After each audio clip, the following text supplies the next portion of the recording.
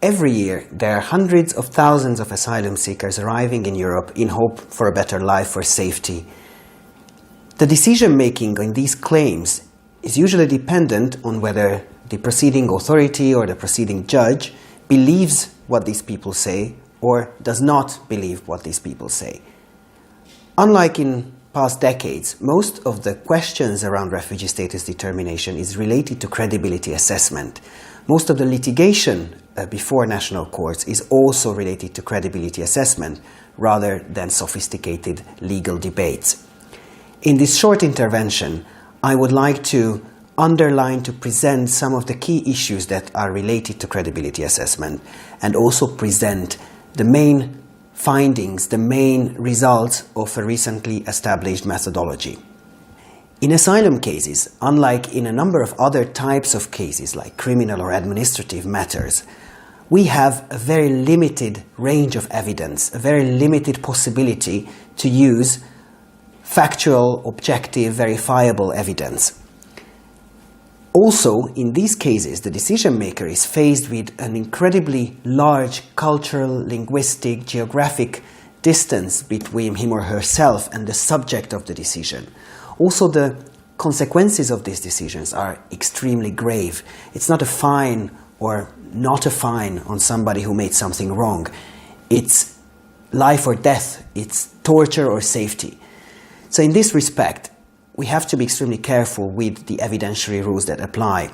That's why we also have different evidentiary rules in European asylum law, but also in international guidance such as UNHCR guidance. In this whole context, when we don't really have factual, verifiable evidence, the credibility of the applicant's statements are of key importance. Very often, these statements and the coherence, consistence, wealth in details of these statements will decide whether the claim is granted or not. So what's wrong with credibility assessment? Working in this field for several years, we have witnessed a number of different problems that have also been identified by academic research and also by recent research by the UN High Commissioner for Refugees in various countries. To point out some of the main elements of these problems, one is that credibility assessment is very often conducted on a subjective, gut feeling based manner. It is not conducted in a structured way, in an objective way. There is too much of my personal feelings as a decision maker in the decision. On the other hand, what we have also witnessed, that the awful amount of scientific knowledge that is out there regarding the functioning of human memory, regarding intercultural linguistic barriers, regarding psychology, neurobiology, gender studies, all this awful amount of knowledge has not fertilized the field of asylum yet. This means that we work with often unscientific expectations. We often work with assumptions that are not confirmed by the current state of science. That's why the Hungarian Helsinki Committee, in partnership with the UN High Commissioner for Refugees and other important partners, has embarked on an initiative called CREDO. The aim of this initiative was to create a new methodological approach to credibility assessment by bringing in all this knowledge from different other fields of science, but also at the same time providing a structured, analytical, objective approach to this issue. As a result of this project, very important research studies have been published by the UNHCR, one on credibility assessment in more general terms and another one specifically on child credibility. The Hungarian Helsinki Committee had taken the lead on drafting a training manual, a multidisciplinary training manual for credibility assessment, aiming at decision makers and other asylum professionals. And also, a number of concrete training sessions were conducted with great success. The first issue related to credibility assessment is how to find reliable credibility indicators. What can be those factors in human behavior, in communication, that can confirm or disprove a person's credibility when making a claim for protection. Both UNHCR research and other sources found 4 plus 1 or 2 credibility indicators in state practice. Some of these indicators are internal indicators. This means that we examine the applicant's statements in themselves. We do not yet compare them to other sources of information. Such indicator is the wealth of details or specificity of details as the first indicator. In this indicator, what we examine is in how many details the asylum seeker presented his or her story, whether these details were specific enough, whether there were enough sensory details, smells, colors, and so on. The underlying presumption is that if an account includes a high number of specific details, that account is more truthful than an account which does not include such details. The use of this indicator is well founded in a number of cases. However, as we will see in the rest of this intervention, there may be lots of different factors which will prevent asylum seekers from being able to present an account in several details. Another internal indicator is internal consistency. What we mean by internal consistency is the fact that there are no major discrepancies, there are no major changes or differences in what the applicant says. This means that his story remains more or less the same or similar from one hearing to another hearing, from the border procedure to the asylum procedure, from the asylum procedure to the appeal procedure. This, and this is very important, does not mean that there are no changes at all, but these changes do not cause major discrepancies. There should be an explanation why the change has happened. Again, another indicator which in general may be useful, but as we will see, there is a lot of scientific knowledge today, especially about the functioning of human memory, which will question the usefulness of this indicator in a number of scenarios. The other group of indicators is what we can call external credibility indicators. This means that we compare the applicant's account with external sources of information. This may come from testimonial evidence, or to put it in another way, from what others say, other asylum seekers, other family members, other friends from the country.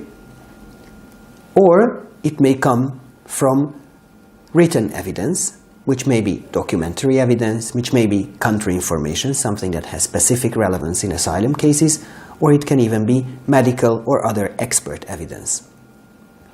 Again, consistency will not necessarily mean that there is no contradiction, there is no difference whatsoever. There may be very good grounds for what a husband or a wife in an asylum procedure, if they are interviewed separately, may say something different. There may be reasons for a certain type of persecution not being covered in country information reports, and so on. In addition to these four indicators, the two internal and two external indicators, some states and EU law also refer to plausibility. In training, I usually explain the problems related to plausibility by presenting an animal, the platypus, which lives in Australia and which, when it was discovered, it was considered a not plausible animal. Those who discovered this animal didn't believe their eyes because it just goes against all the rules of evolution. Plausibility describes what is plausible for me here and now, based on my socialization, based on my cultural experiences, based on my personality. There is no such general condition as plausibility. There is another credibility indicator which is generally considered as problematic, and this is demeanor, the outward signs of behavior like body language, gestures, signs. For a long time, they have been considered as credibility indicators. For example, looking into someone's eyes directly indicates that I'm telling the truth. But if I look somewhere else, looking down, I'm avoiding eye contact, this means that I'm lying. Nowadays, scientific knowledge suggests that demeanor is an extremely unreliable credibility indicator and shall not be applied as a credibility indicator at all.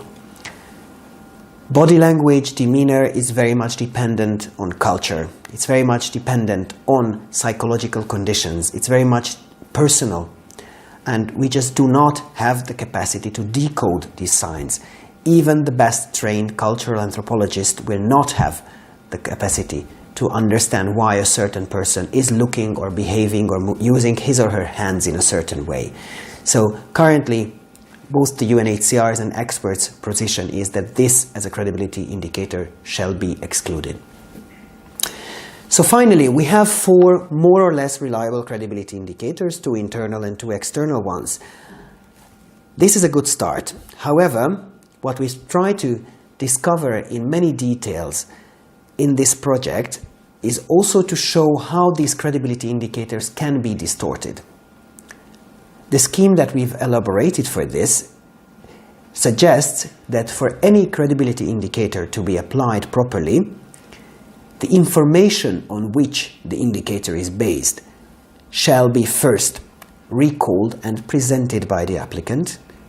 It shall be then transmitted from a speaker to a receiver of communication, which may be the interviewer and/or the asylum decision maker. And finally, the second person shall be ready to receive, understand, and properly decode that information. The bad news is that this is an absolute minefield. There are a number of distortion factors that render this communication process extremely difficult. There's a lot of information that is lost, that is misunderstood, or that is not properly transmitted.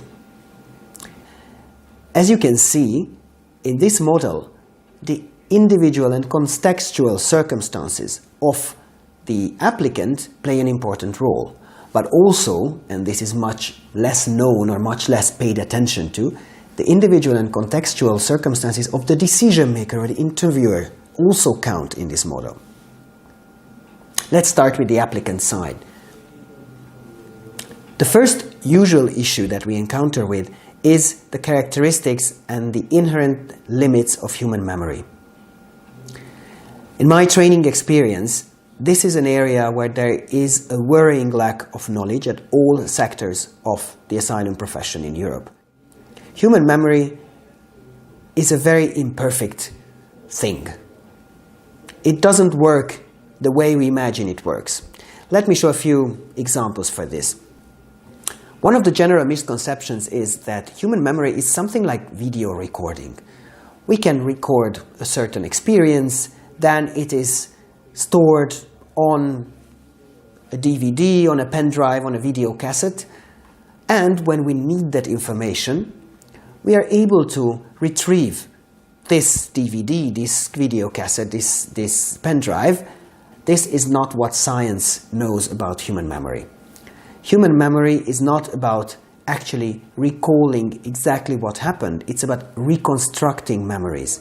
This whole extremely complex process is full of distortions. Remembering past events is at least as much as about the present as it is about the past.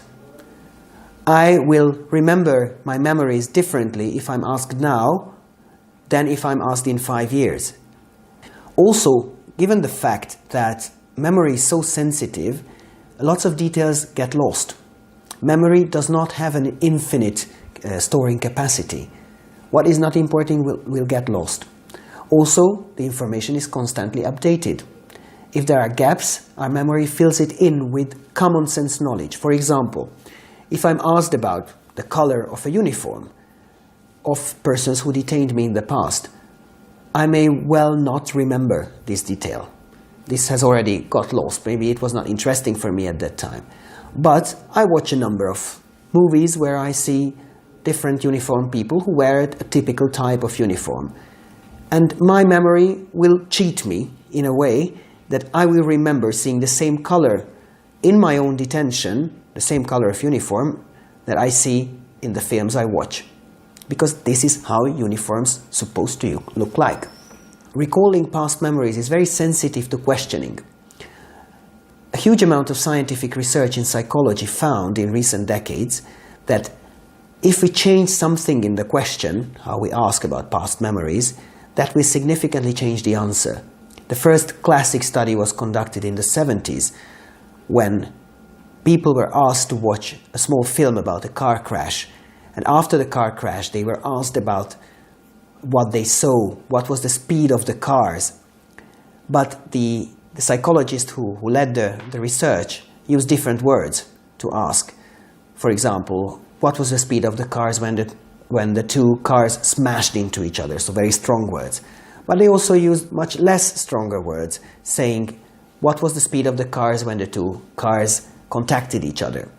What the researchers found that the participants gave different estimations based on the word that was used in the question. So those who were asked with the strong words about cars smashing into each other, they gave a higher estimation of speed. Also, 2 weeks later, they regathered the same participants and asked them whether they saw broken glass. Those who were asked with the strong words 2 weeks before remembered seeing broken glass in much higher numbers, even though there were no broken glass in the film. Of course, this very famous experiment was repeated in many different ways, and they always came to the same conclusion, that memory is not something stable. It very much depends on the context how we will recall past events. Memory, first of all, is very selective. We just cannot afford the luxury to pay attention to all little details. For example, I am at the moment concentrating at the camera, and I'm concentrating to say full, grammatically correct and interesting sentences in English for this little intervention. This is a somewhat stressful situation because I'm focusing my attention to a very specific thing. And the more stressful the situation is, the more focused our attention will be. So it's very normal and very typical not to retain peripheral information, not to pay attention to them. If you don't believe, you can make an easy try.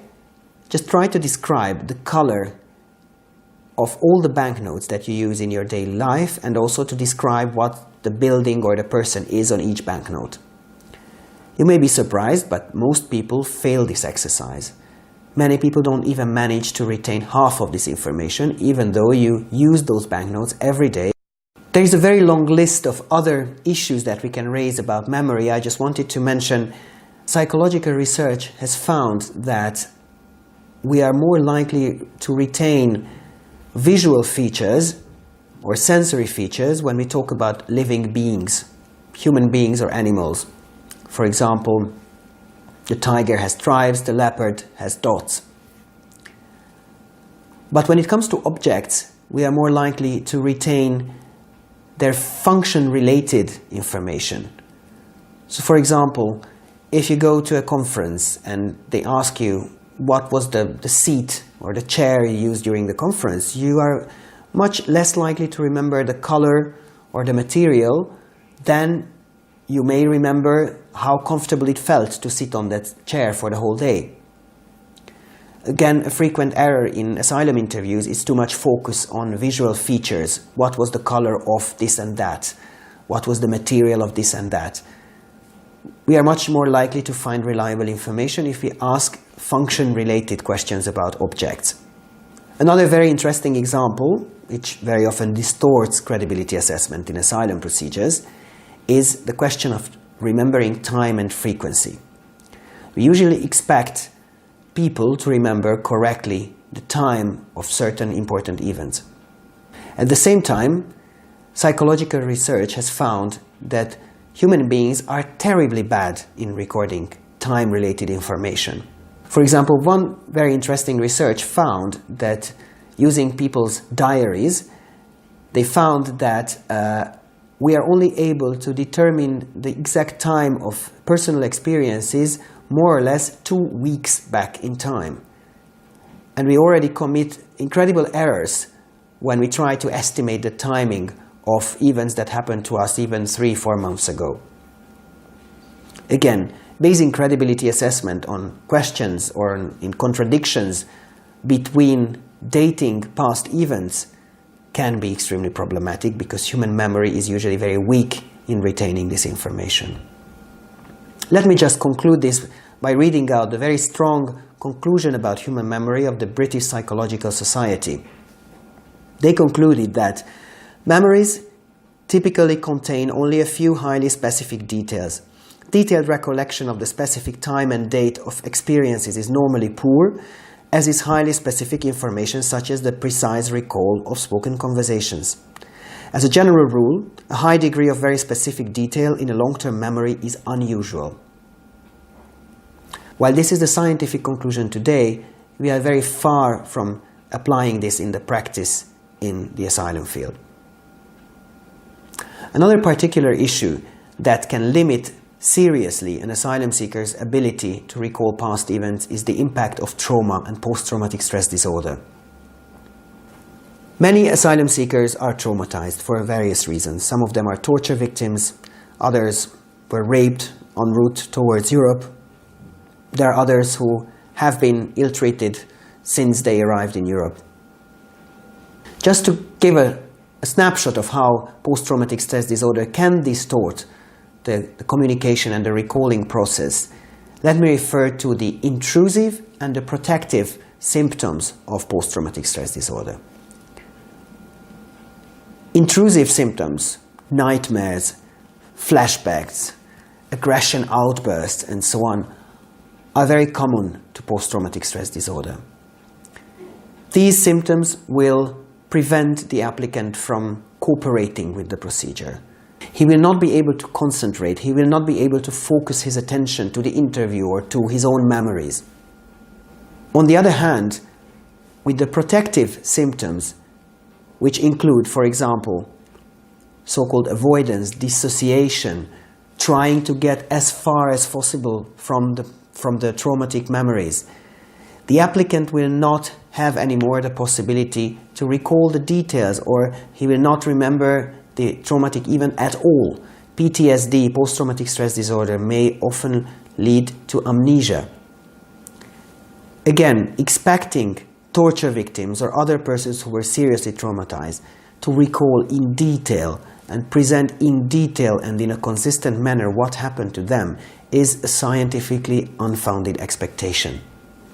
These cases should be treated separately. There should be other type of questioning techniques. There should be expert evidence involved and an awful amount of time to let these people prepare and to participate in psychotherapeutic sessions in order to be prepared for the interview.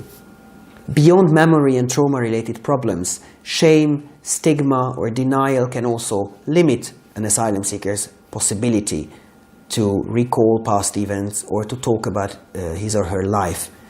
Imagine a situation where somebody had to live his whole life in shame because of being victim of sexual violence, because of having another sexual orientation or gender identity than the majority, because a woman had to undergo female genital mutilation. Even if there is no post-traumatic stress disorder present, these people will have enormous difficulties in revealing this information, again, in a consistent and detailed manner. The more distant the languages are from each other as to their grammar, as to their origin, as to their vocabulary, the higher the risk is to distort the content and the translation process. Also, we tend to forget the interpreter is a human being. The interpreter has his or her own culture, has his or her own experiences, own individual and contextual circumstances. The interpreter is not a machine. In the translation process, the interpreter also adds his or her own personality in some way, and even the most professional interpreter does so, even if this is not a conscious process.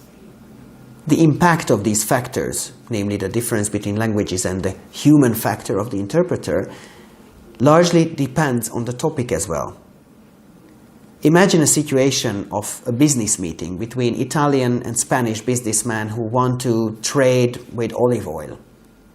In that situation, there is a relatively low level of distortion because Italian and Spanish are quite similar as to their vocabulary, their grammar, their style, their origin, and so on. Also, the counterparts in the conversation use the same type of codes. They are very likely to be business persons, both of them. They have a similar type of education. They talk about numbers, about quality standards, which are known for both of them, and which both of them apply in the same manner. At an asylum interview, the distances will be much larger. First of all, it is very likely that the two languages will be very distant. Let's imagine an asylum interview conducted in Pashtun language in Hungary, for example, or in Finland, or in the Netherlands. There will be enormous differences between the two languages as to their structure, vocabulary, grammar, and other features. Also, the topic is a very sensitive one. It's not about numbers, it's not about quality standards that are known and labeled in the same way in both countries. It's all about personal experiences, personally lived, very intimate events of the individual's life. There will be a much higher risk of distortion in this process. Experience confirms this fact. In the little research that has been conducted on the quality of interpreting in asylum procedures, it has been proved that there is a very high level of distortion involved. Very often messages are lost, mistranslated, and even the interpreter disrespects his or her role in the procedure.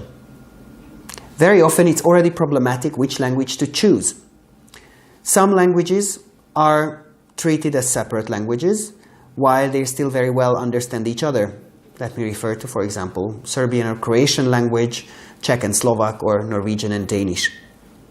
On the other hand, there may be languages which are treated as languages, even though they have such a high level of diversity of different dialects or regional versions of the language, which lead to very serious understanding issues. For example, if a person only speaks Moroccan Arabic and the interpreter is from Iraq and tries to use the Arabic dialect used in Iraq, they will have very significant understanding problems, and very often they will just simply not understand each other. One of my favorite examples to demonstrate this issue is the fact that the word mashi means yes in Egypt, but means no in Yemen. Even in European languages, diversity can be such that it creates significant misunderstandings. Just to give one example, the sentence or the question, qual é o seu nome, would mean, what is your name in Brazil, but it would mean, what is his name in Portugal. Quite significant difference. Also, I've mentioned that interpreters are human beings, which means that they make mistakes. They sometimes misunderstand certain things. Some of my favorite examples involve the case where at court in Hungary, the reference to terrorists was consequently translated as tourist. And it took several long minutes for the participants of the procedure to understand that this is actually a mistranslation or a mispronunciation by the interpreter. By that time, the term tourist was mentioned several times in the interview records. Another favorite example mentioned by a colleague working at an asylum authority in Europe is the case where the African asylum seeker, who was interviewed in English, constantly referred to himself as a carpenter by profession. But later on, he referred to the fact that he was working with cars. And this was considered as an important inconsistency in his story, and a factor questioning credibility. While actually what happened is that he was working as a car painter rather than a carpenter. But language is not the only feature of culture that can cause distortions in the communication process. Culture, in a much wider sense, is already quite problematic. Culture is neutral. Culture is born and raised with everyone. This is something we learn through our socialization process. I like describing culture by using very simple but very strong metaphors or symbols. For example, culture is like a cookbook. It's full of recipes for life. It teaches us how to solve problems, how to survive, how to be happy. These recipes will strongly depend on what we learn from our family, from our parents, from school, from our own society, from our own community. Culture is often referred to as onion as well. Why? Because it has different layers. Some of the layers outside are visible, but the real difficult layers are inside, in the middle. These are the cultural axioms that we are not even able to explain what they are. For example, we just can't explain why we find a joke funny, while another people from another culture would not find the same joke as funny as we find it. Also, the culture onion symbol is very strong in the sense that it suggests that while we want to understand other people's identity, other people's culture, and we peel down the different layers, it's a painful process. It leads to cultural shock. It actually makes us cry. Words can have culturally determined meaning. Usually in Europe, we understood by brother someone who is born to the same parents as us. In many other linguistic or cultural contexts, brother, the same word, something that is easy to translate, will have a different meaning. A brother can be the guys from the village, my best friends, my cousins, my larger family, or anyone. And not only necessarily in Africa or in the Middle East, but for example, even in the Hungarian Roma slang or in the Afro-American slang in the United States, these meanings are altered. References to time can be very strongly culturally determined. Lunchtime is something completely different in the Netherlands than it is in Spain. So at asylum interviews and when assessing credibility, it is very important to be aware all these culturally determined meanings of words, and we should not base credibility findings on such apparent discrepancies or internal inconsistencies. Culture will determine the style we use when we speak. The wealth of details, or the specificity of details, is one important credibility indicator, as we have seen. However, there are many cultural contexts which do not appreciate if people speak in many details. There is a strong gender aspect as well. In some cultures, in some contexts, women are not required to express their opinion in detail. They should not have an opinion, while men are supposed to be strong and powerful and present their opinion on all different issues. In other contexts, it may be the opposite. Talking a lot may be seen as a female characteristic, which is not very much appreciated with men. In asylum procedures, we expect asylum applicants to use the same style of communication that we do in Europe, which is a fairly individualistic way of communication. So everything should be about the person, him or herself, rather than a larger group of people. It should be relatively direct. So if we mean apple, we should say apple and should not say a fruit. And also, we expect them to be emotionally expressive because that's what describes usually a genuinely lived experience, rather than speaking in a very neutral, kind of grey way.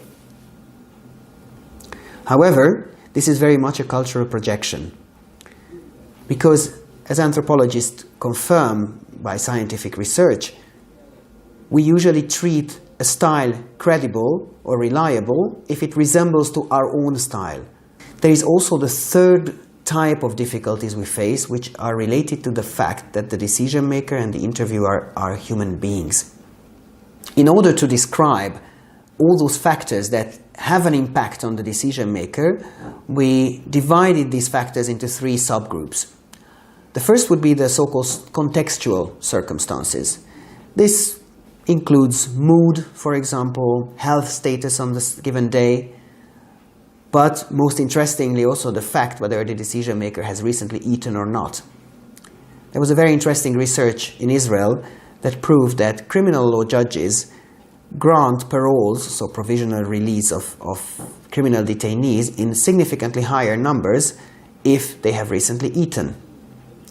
So those were lucky on the given day, whose case was treated by the judge after breakfast to lunch, because the grant rate was over 60%, and this grant rate went down to literally 0% before the lunch break. The second layer of factors that we have to consider here are related to our professional life, professional experience and environment. One of the main concerns in this respect is burnout. This is a syndrome that has been described among medical professionals, among social workers, among psychologists during several decades. It's also a very frequent phenomenon in the asylum sector. People who are exposed to stories of human suffering, people who are exposed to a high workload and very high responsibility as to the consequence of their decisions, are very much exposed to the risk of burnout. Burnout leads to a high level of cynicism, to a lack of trust, it leads to a lack of ability to concentrate. All this can seriously distort credibility assessment. Of course, there are a number of techniques to prevent burnout, both at individual level, such as having a hobby, doing sports, having someone to talk to about the problems at work, but also from a management and community point of view. A sufficient rotation policy. A caseworker should not work on the same type of cases during several years, but there should be some variety in that. Being an asylum adjudicator is not a profession for a lifetime. After some moment, these professionals, we all need a change. The deepest layer of these factors is related to the decision maker's personal life experience. Of course, our ability to trust other people is very much determined by our childhood experiences, by our own life situation in which we live. If we have learned throughout our socialization that the world is a place I can trust, because usually people are sincere with me, because I have a future that is more or less possible to plan in advance and so on, then I will have a higher ability to trust other people, while if I had negative experiences in this respect, I will have a generally lower level of trust in other persons. I understand that this last topic is very difficult to deal with in the sense that we just cannot change our own personality. We just cannot change the risks of burnout that comes with this work. We just cannot change our daily mood. But what we really suggest in this training methodology is that awareness and improving our own attitude is crucial here. To understand our own limits, to get into a certain type of self-assessment, to understand our own expectations, our own assumptions, our own stereotypes, and not necessarily to get rid of them, but to learn to live with them and to learn to minimize or limit their impact, their distortion on the credibility assessment process. I try to give a very small appetizer of all these factors that distort credibility assessment. All this is, of course, much more complex. However, we see that this is a very difficult task. Is there any solution? In the Credo initiative, we very strongly try to come up with practical solutions. It's obvious, first of all, that there is no one solution. There is no magic trick to make all these problems and distortions disappear. What we can do is, through multidisciplinary learning and through applying clear safeguards and clear legal standards, is to reduce the margin of error significantly.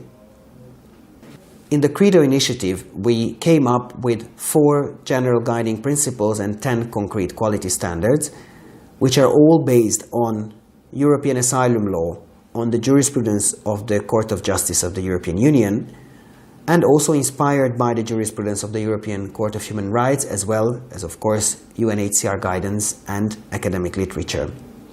What are these principles and standards? First of all, as a major guiding principle, credibility assessment shall be structured.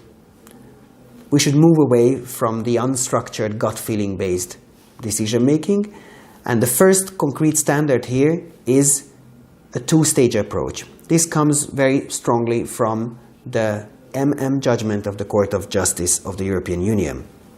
In this approach, the decision-making process is divided into 2 phases, 2 stages. The first of which means the analysis of the past and present facts. This is the actual credibility assessment. I have to here establish the relevant facts and circumstances of the case before I can move on to the second phase, which will be a future risk analysis. I will have to see whether, based on all my knowledge about the relevant facts and circumstances, the person runs a risk of being persecuted upon an eventual return to his or her country of origin. Instead of unstructured conclusions based on my personal impressions, I have to apply clear indicators and use them in a balanced way. So, for example, if one indicator does not seem to work in the case of the applicant, this doesn't mean that I should immediately come to a negative credibility conclusion. This means that this is one factor that can be balanced by other positive credibility findings. The second main guiding principle is fairness. Obviously, we have lots of fair procedure guarantees in for example, the EU Fundamental Rights Charter or in other sources of law in Europe and universally. This should apply to credibility assessment as well. What will this mean in practice? First of all, credibility assessment is a shared duty of the applicant and the proceeding authority. This is absolutely clear not just from the Qualification Directive, but also from the judgment of the Court of Justice of the European Union. Asylum authorities cannot just wait for the asylum seeker to present all the relevant facts and circumstances. They should cooperate in this process. The focus should be on the so-called material facts. Credibility findings should never be based on peripheral facts. For example, a conclusion that the asylum seeker didn't remember the color of the wall of the house where he was held as a detainee cannot lead to a negative credibility finding, because this is not a material fact. The main material fact will be those facts that are related to the risk of persecution.